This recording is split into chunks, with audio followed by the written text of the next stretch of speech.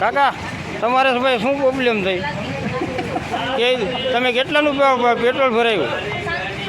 એમાં બધું પાણી જ આવ્યું છે ને, બીજું શું નકરું પાણી જ છે ને.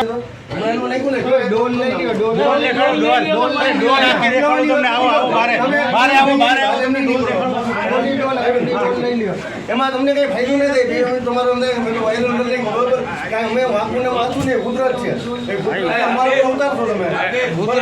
તો તમે સાહેબ તમે ચેક નથી કરતા?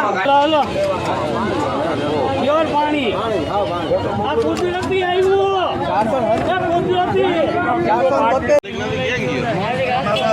બાંધશે નહીં, અમે નથી